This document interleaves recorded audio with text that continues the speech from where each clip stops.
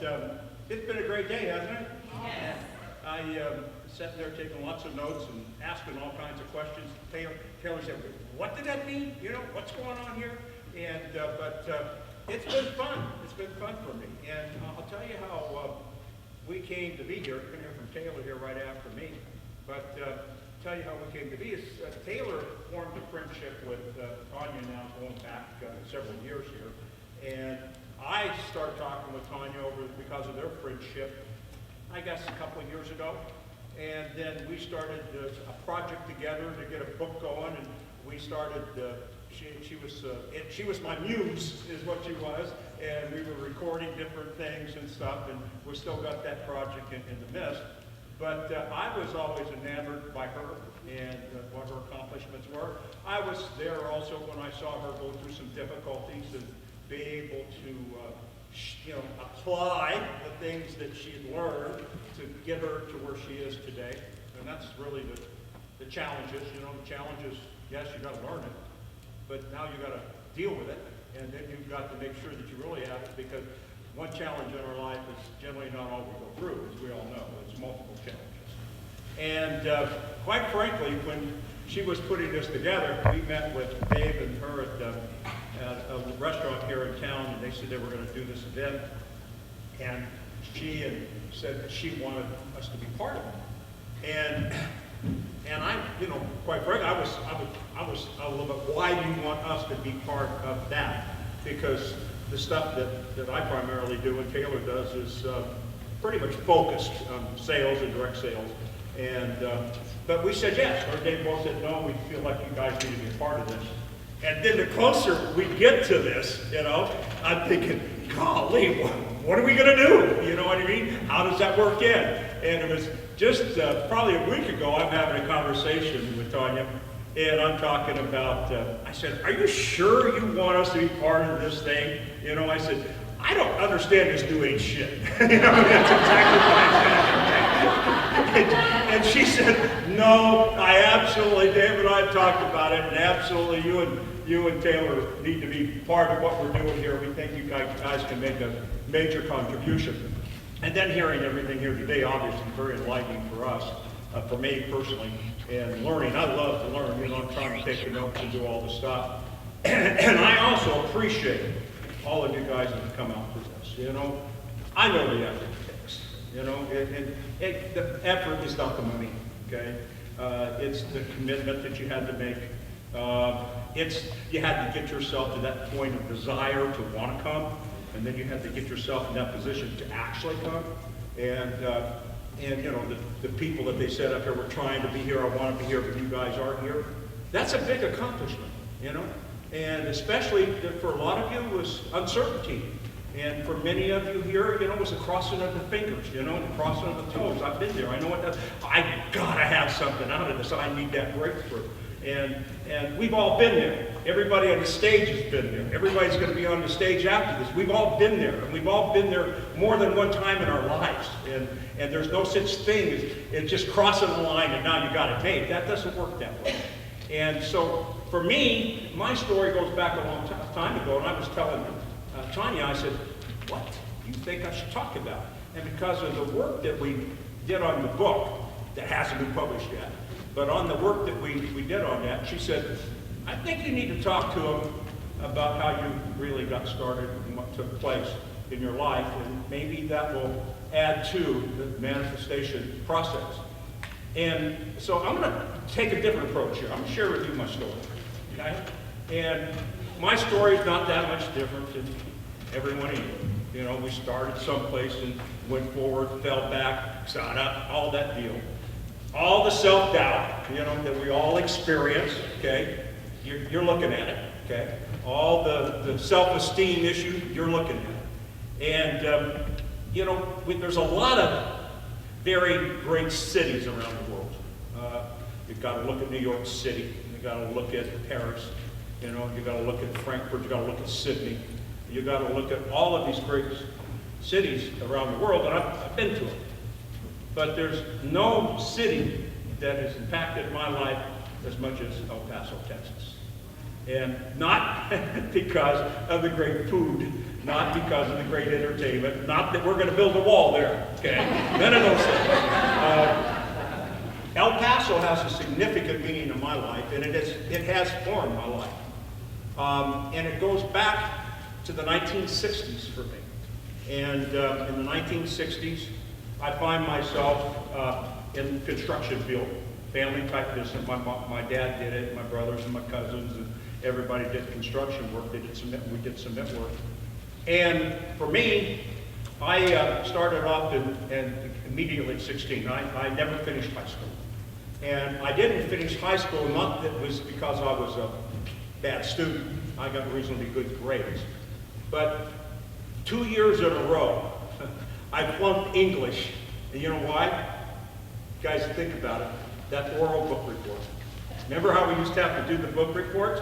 We'd have to read it and write about it, and then we had to walk. Remember that? I see your face. That knot right here, it was so strong for me. So strong. I could not do it. My teacher begged me, just walk across and say the name of the book, and aren't there how many pages, just a couple of sentences, and I'll at least give you a passing grade. I couldn't do it. Just couldn't do it. I was so shy. You can't even imagine how shy I was.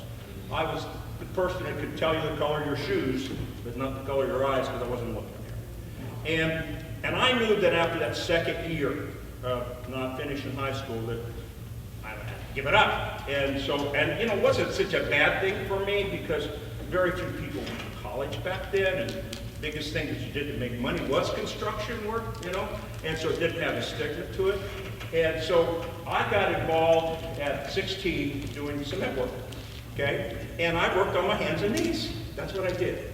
And I liked it. I liked it a lot. I was good at it, okay? I was good at it. I had a passion for it, and I loved doing it. And it never occurred to me to ever do anything differently.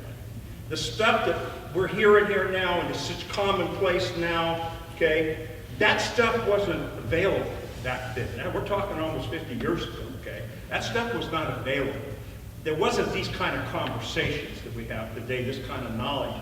And so, you know, I never thought about the biggest amount of money I ever thought about in my life was $25,000 a year. Man, $25,000, how could you spend that much? I'm serious, that was huge. You gotta remember, I was making my highest income was $6,700 a year up to that point. And so I got introduced to network marketing, which wasn't network marketing then, it wasn't multi-level, it's called pyramiding back then, you know. Back then, we weren't looked on, you know, in a very positive way, you know. Drug dealers were here, gamblers were here, and we're here. Okay, that's where we were. And it was the farthest thing in my mind to ever do anything like that. Sales, okay, talking to people, you know. I mean, I could talk to the guys on the job. We get the job done, you know, the talking job done. We can get that done all day long. But to talk to people and sell wasn't anything I would ever cross my mind. And it was, I won't give you all the details, we just don't have the time here, but it was just, I got invited by someone that I had respect for, and I went down to this meeting in San Jose, California, at the Hyatt Hotel, and I went to this meeting, and I showed up there as a long-haired hippie construction worker, okay? Now, long-haired hippie construction workers today are not unusual. But you got to remember, I got hair down to here when the Beatles are, you know, down here, you know.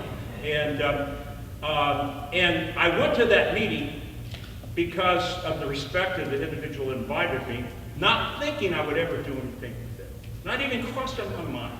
The only thing that was of interest to me was he invited me out to the Hyatt Hotel, and I used to drive by there doing construction work, and it had these big pillars out front, you know, where you drive your car underneath, the porte-cochere, whatever they call it. I thought that was so cool, you know, to drive up there, people would open your door, right? And so it was going to be held at the Hyatt. And you got to realize, I've never been in a hotel in my entire life, okay? And I get to go to a hotel, and I get to go to a business meeting. I didn't know what they did at business meetings, smoke cigars or whatever, I had no clue. And on the way over there, Mike, the gentleman that invited me, he said, bah, bah, bah, bah, bah, bah, bah. You know how it goes. And I'm not listening to the thing he's saying. okay? All I'm thinking about is getting there and telling the guys the next day what happened. And we got to that hotel that night. It was a very, it was a very interesting experience, I'll tell you. They'd heard about hippies, but they hadn't seen one yet. and as soon as I got out of the car, I could tell it, man, and I liked the attention, I liked it, man. And I had my hair going just right, and I had on my best beads and all that stuff. I was going to fit, And to this day, I can remember going in that entryway to the Hyatt, and over to the left was the registration desk, and over on the right was the coffee shop, and it was about as wide as these rows here, as between the two. And you know how the hubbub is and all the stuff is going on.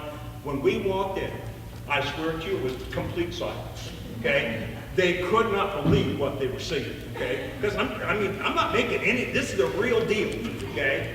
And then I remember walking through the entryway there, and on the left over here was the restaurant, the dining room, and over here was the bar, okay? And I can, to this day, I can hear those forks hitting the plate. Boom, when I saw that, everything came to a stop.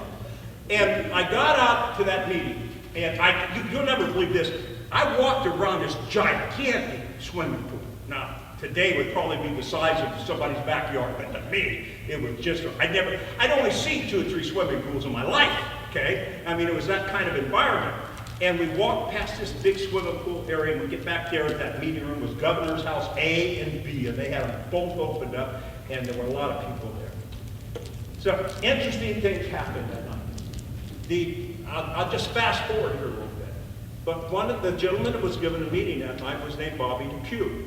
And Bobby DePue is the original tactician and strategist of network marketing. And he had the ability to communicate. He got me to believe it in myself. For that, it was the first time ever in my life that someone told me, Larry Thompson, long-haired hippie constructor with no education, no self-confidence, no self-esteem, that he could become more, he could do more, he could learn more. Nobody ever had that kind of conversation. And again, those kind of conversations didn't go on back then. And that inspired me, okay? That inspired me. What if, when people talk to you and stuff, what if someone like me can do it? What if someone like me can make some changes in my life? And he made a statement at the end of the meeting. He says, and I always thought he was talking just to me. And he says, you may not think you could do this because you don't have the education. And that was one of my crutches. You know how we have crutches, mental crutches? When we can't accomplish something or don't think we can, we pull out our crutch, right? Just like if you need help and you've got an injured leg, you need a crutch. Well, we have emotional and mental crutches that we always carry with us. You guys know what I'm talking about, okay? Yeah, but, the stuff that we're talking, yeah, but, all of that stuff, okay? And he said, you may not think that you can do this because you don't have the education. Yeah, and he said, you might not think it because you have the experience. And he went through a whole litany of things. And then he says, those things we can't change. We can't change them. He said, those are the limitations that you have. He said, and I can't promise you success here, but he said, I can promise you a couple things. He said, number one, that other people are doing it. And he said, and number two, we'll show you exactly how to do it. And he says, if it only turns out for you, here's what got me. 10% of what it's turned out for us, it's going to be the greatest thing that ever happened to you. And I'm thinking, wow, 10% I could buy into. You understand the limitations? We're talking about manifestations, and we're talking about thinking. I could buy into 10%. I couldn't buy into the rest of the stuff I saw. And so that's what hooked me.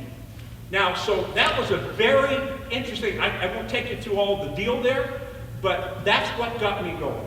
So that night was very special for me.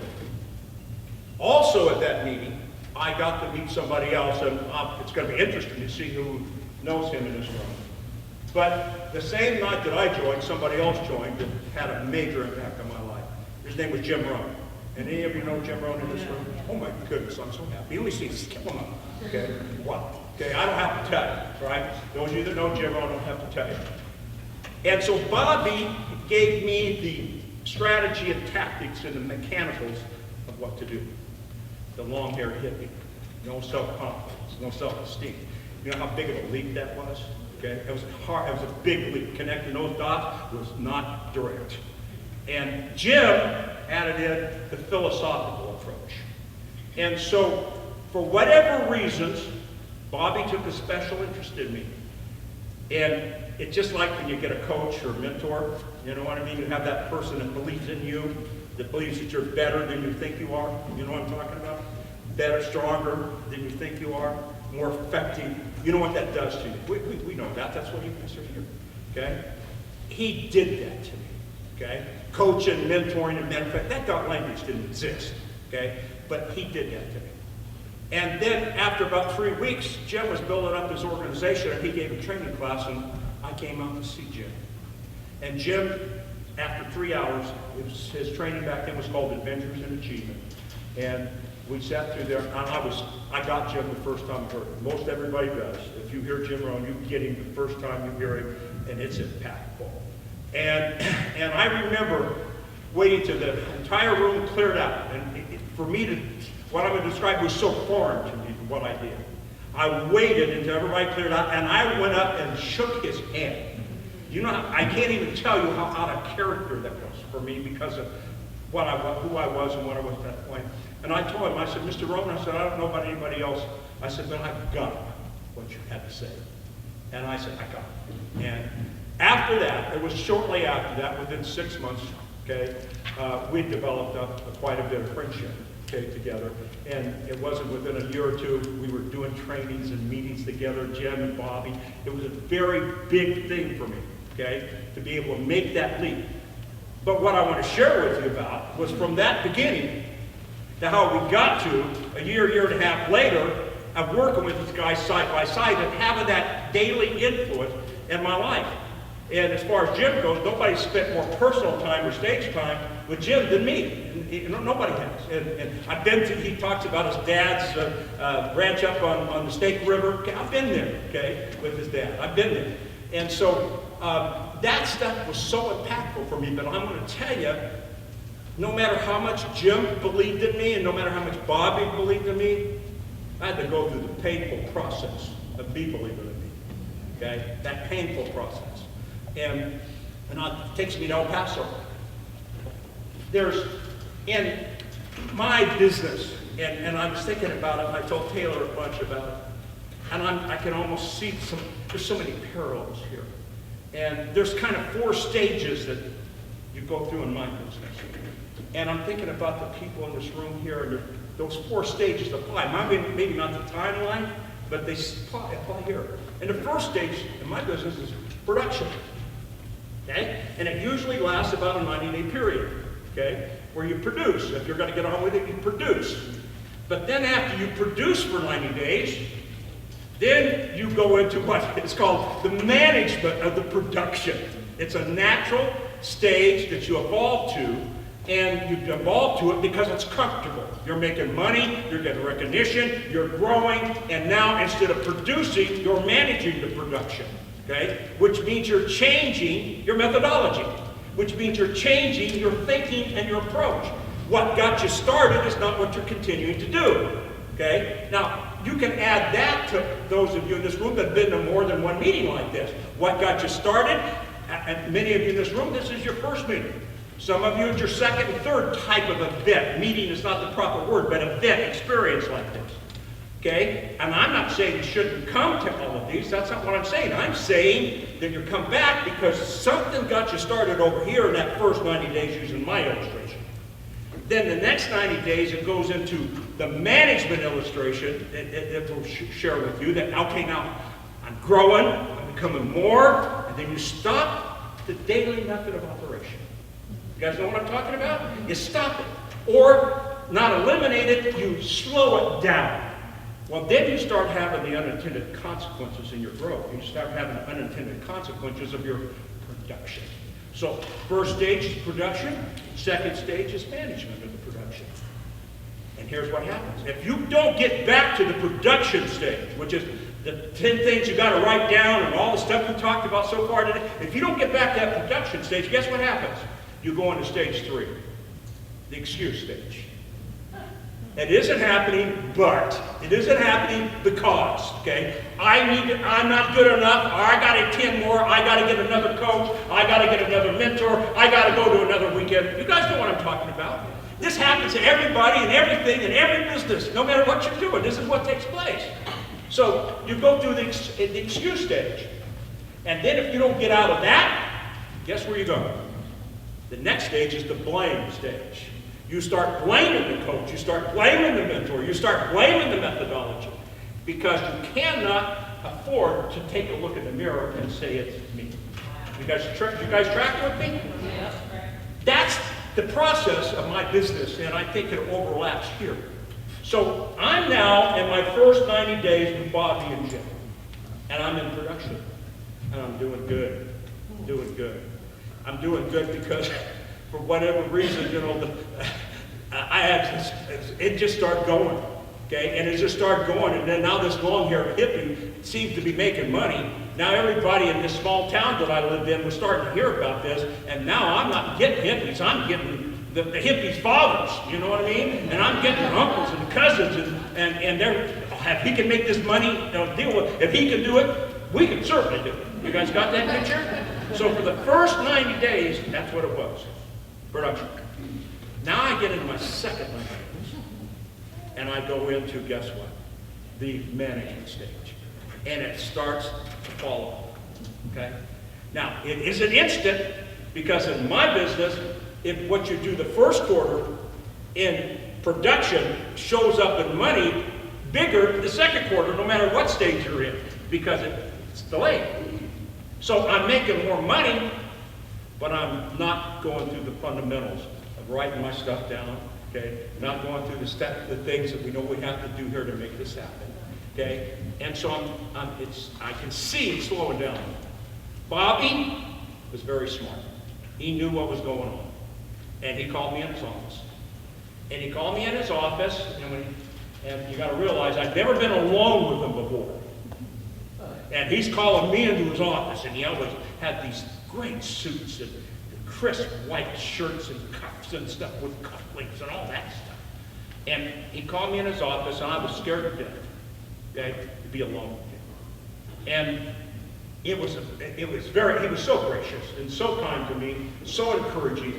And what he said to me that day, because he knew that if I didn't get back to daily method of operation, which I call it, and that's what everybody up here calls, that's what they're talking about, but they didn't use those words. There's daily things we have to do. There's daily things you have to do with your kids. There's daily things you have to do with your spouses. There's daily things you have to do with your family. There's daily things you have to do on your job. There's daily things. And if you don't do those daily things, it has negative consequences. You guys know that. You guys know how to do daily method of operation in multiple areas of your life at one time. As a mother, as a wife, okay? As a mom, as a career, you know, whatever it may be, you guys know how to do it. You guys tracking with me here? Okay? And so he knew I wasn't doing a daily method of operation because I'd gone into management, and he knew what was next. Excuses. Okay? That's the real danger stage. Okay? If you don't get out of it. So he knew he had to get me out of my comfortable environment. The office was in San Jose, California, and I live in a little city called Livermore, California. And I went in to see him, and a long story short, 3 days later, I'm in El Paso, Texas. Okay? Now, how did that happen? Bobby knew he had to get me out of my comfort zone. He knew he had to get me to where I was going to take responsibility again. And he talked about the National Expansion Program. And this National Expansion Program, he could have made it up. I got no, because I've certainly done things like that. You know, you got to do this because of that. You know, not lies, but you know, to get people the purposeful motivation. You got me? And so he said, we're going to get out of California. We're going to go to all 50 states. And he says, and we're going to set up corporate teams. And I think you're the perfect guy for a corporate team member. You just got to go out there and stake out your territory and go out there and produce it. Get yourself $100,000 worth of volume coming in. We're going to make you one of those regional directors, which is a new title Great. And he said, your name and your picture will be published across the country to every distributor we have. Wow. I couldn't believe it. I never asked about money.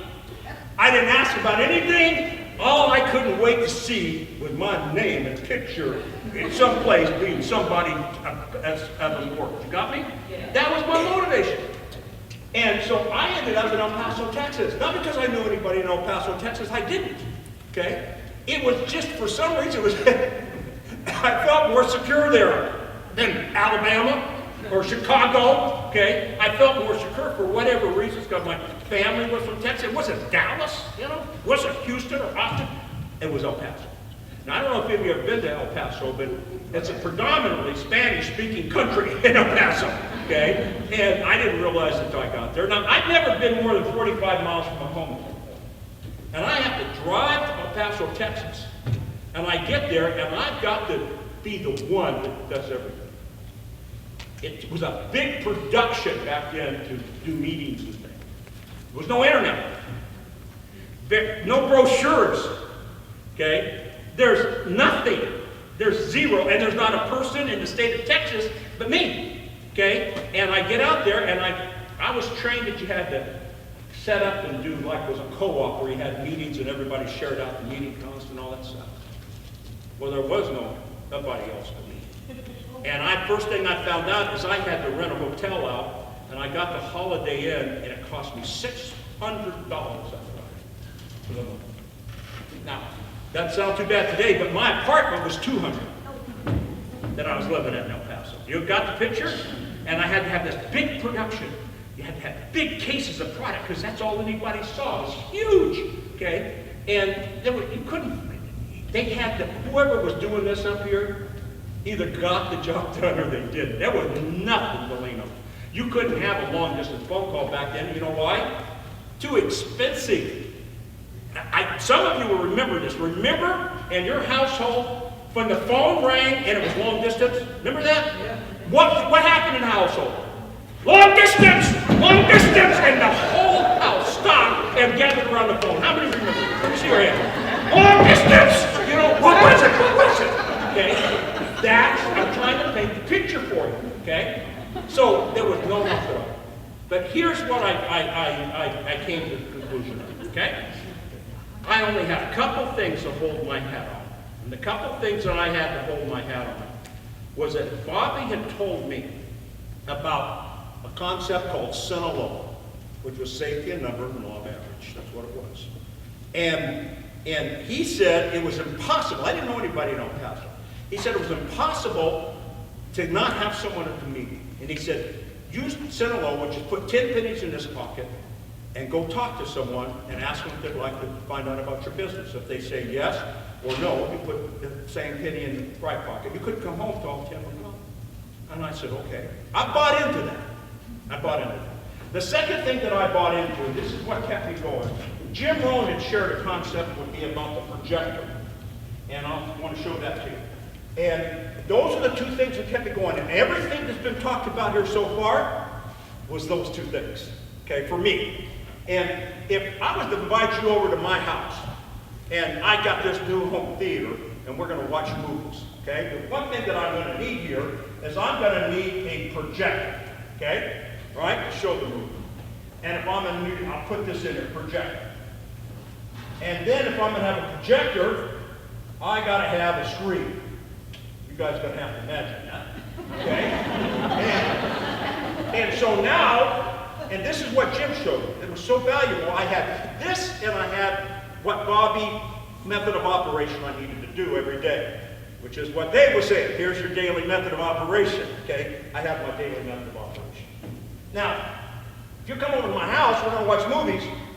I got to say, what movie do you want to see, right? So that means that between here and here, we have choice, and you heard that here today. And this is fascinating to me to see how this stuff all those years ago. Choice about what we're going to see, okay? So we got the films out here, and if we're going to talk about some movies today, we have to talk about Sully and, I don't know, Born Supremacy, whatever that is, and what's another movie? I don't know. Okay, Cinderella, I got no idea. Okay, and you say, we want to watch Cinderella. Okay? Now, we got choice.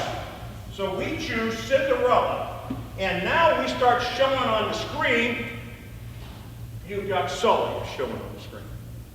And you say to me, wait a minute, I thought we were going to watch Cinderella. And I said, we are. Well, no, Sully's out there on the screen. I said, I'm telling you, I put Cinderella in the projector. And we go check it, and it's Cinderella. Okay? I mean, and we got Sully going on here. So what happened there? Okay? It's an impossibility for what goes into this projector to not be shown on that screen. You guys agree with that? Yeah. So watch this. Jim said, let's call the projector the mind. Come on. Okay? We'll keep choice to say, and we'll have the screen here. It's called the screen of life. And he said, whatever is showing on that screen of life is because it was chosen to put into this projector. See what I'm talking about? And back then, all he was showing me back then was negative and positive. Positive and negative. Okay? And what was showing up there? Well, let me tell you the rest of the story. Bobby said, if I moved 10 pennies a day, I'd get people to the meetings. I worked very hard in the beginning to move 10 pennies a day. I was, my goodness, 90 days, 60 days earlier, 90 days earlier, I was doing construction work, and now I'm in a foreign country almost, and I'm scared to death. It took a while to get that up. And so I started getting people to the meetings. Okay? And he said if you got 10 people, you talk to 10 people, this is law of average, center lowest safety number and law of average. He said if you talk to 10 people, you'll get 2 to the meeting. If you get 2 to the meeting, 10 people to show up at the meeting, you get 2 to join. If you get 10 to join, you get 2 to take off. Center lowest safety numbers. I mean, if I did my daily method of operation, it had a predictable result. You guys understand what's been said here today? If you do this, this will happen. If you don't do this, you have unrealistic expectations about this happening. And I heard responsibility up here. And I heard choice up here. Okay? This was what was taught to me in a totally different manner almost 50 years ago. So now, let's advance the story. Now I'm starting to get people to the meeting. I got 7 people to the meeting and no one's doing. You know how hard it was to get 7 people to a meeting? Okay? This long-haired hippie, my hair was cut by then, but I was scared to death, in a country by myself almost. And I had to do that, and nobody's joining. I get no reinforcement, no mentor, no coaching, nothing.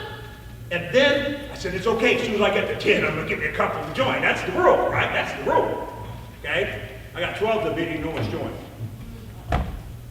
Getting scared. Now the clock is ticking. I'm into my 90-day period, and I'm running out of money. I now have 26 people to the meeting, and no one's joining. You know how tough it is? You see what's showing out here on the screen of life? There's positive and negative, and there's choice. You got a picture of what's going through this young kid's mind, how scared I was, and how can I keep going? How can I keep doing this? 36 people to the meeting, and no one's joining. I'm eating up on my 90-day period, that third 90-day period. I get no reinforcement from anybody because it just didn't happen back then. If I called home to my wife, the wife I had then, I expected any kind of encouragement. She was crying. She wanted the car payment paid. You know, justifiable. You guys, you know, it's justifiable. And it's getting scary. And I'm closing in on the 90 days, and I now have 52 people with me. And nobody's showing. I mean, I'm counting the days. I remember that midnight hour. We've all had midnight hours in our life. That midnight hour, when you're sitting there and it's closing in at midnight, you're laying in bed and you can't go to sleep, and the tears are rolling down your eyes. You know why? Because this day has been so tough. And as you get closer to midnight, you get some relief. You know why? I made it through this day without quitting. I made it. I'm going to make it through one more day without quitting. The marriage, the health issues, whatever it may be, our kids, our family, our friends, we've all had multiple midnight hours. We've all had multiple 52s in our life that just hasn't happened for us. You guys know what I'm talking about? Every one of us have had it. Okay? Let me tell you about number 53. 53 came to my meeting, and it was Mark and Charlotte Parkhurst. And they were just regular, everyday people. He worked in oil fields, and they joined my business. I couldn't believe it. I could not believe it. I couldn't believe that someone believed in me. But you know what? It was the harder thing to believe, but I saw it, that Sinaloa, daily method of operation, worked. Okay? And I saw that the projector worked. This long-haired hippie kid, it was working. Now, I didn't see it immediately when 53 joined, but the next 30 days, okay, I put over 50 people in my business, and back then made over $10,000. Now, for the few times that I've shared this story, people said, boy, Mark and Charlotte must really have been strong people. They were good people. They fed me chicken dinners. I got to play with the kids, you know what I mean? And they got me a room at her mother's house, and I got to stay there instead of the hotel. I belonged, and somebody believed in me. The reason that it went from 0 up to 53, and then went to 50 within the next 30 days of making $10,000, because the principles worked. You guys understand? The principles worked. I had every reason to quit. Every possible reason and justification, and I could have gone back to construction work at my old job, and no, they might have snickered at first, okay, but after 30 or 40 days, let me tell you something, I fit right back into where I was, and I never would have known the difference. And what took me through that process was Sinaloa, safety in numbers, which means in this thing that we're talking about, daily method of operation. Okay? Daily method of operation. You know this positive and negative thing that Jim Rohn showed me with the projector? I'm going to tell one thing on that. I was thinking I was positive, but yet it wasn't feeling that way. And you know what got me to turn the corner? I started keeping a journal. And at first I kept a journal for the day, and I was estimating how many minutes or hours through the day that I was positive. And I couldn't get a handle on it. So you know what I did? I started taking my journal by the hour. From 9 o'clock in the morning to 9:55, and then from 9:55 to 10 o'clock I'd evaluate. And you know what I found out? Okay? Maybe 3 minutes I was positive. You guys know what I'm talking about? The thoughts. Thoughts. Okay? Maybe 3 minutes I was positive. And then I kept working it and working it. And it took forever to get it up to 20 minutes and an hour. You guys understand? Okay? And so it took that long to get it done. Okay? And so what happened for me was what changed my whole thinking was the fact that if I said, if I can get this to 51%, 31 minutes out of the hour, I win. You guys got that? Okay? You're not, it just got to work on it. So what changed it for me? What changed it for me was Jim Rohn's projector, the way I described it, Bobby's daily method of operation. All of these things say self-responsibility. All of these things say self-determination. All of these things say self-motivation. We're looking outside for motivation. We're looking outside for our mentor. That you got to do it yourself. Okay? At the end of the day, the activity is yours. It's at your feet. It's your responsibility. It doesn't belong to anybody. Oh, poor me. No, you got to get the job done. Okay? You know it. Everybody up here on this stage has wrestled, and we'll do this. And let me tell you about this. Number 53, El Paso. Every one of us in this room has had multiple El Pasos in our life. Health, finances, kids, deaths. Okay, you've had jobs, careers, you've had multiple El Pasos in your life. You've got the skill to get through it because these things of self-responsibility, determination, motivation, and functioning is like muscle memory. It comes back. All you have to do is learn how to apply it. The last El Paso you had with the marriage, the last El Paso you had with a death in the family, the last El Paso you had with your career. You got to learn to move it over here into this arena. You guys all know how to do every single thing that's been discussed here today. Every one of you know how to do it. Trust yourself. You're better than you think you are. You're stronger than you think you are. You're more effective than you think you are. Trust in you. You can get the job done. There's no difference between anybody up on the stage, you guys sitting in the chairs. You think that we ride and that's the end of the deal. Listen, you want me to tell you, I got a dozen El Paso stories. Dozen, okay, of El Paso stories of my lifetime. You won't, whatever got you to wherever you are today, guess what? El Paso's around the corner. You know how to get out. So my deal is, let's meet up in El Paso, and let's all go to dinner with number 53. How about that?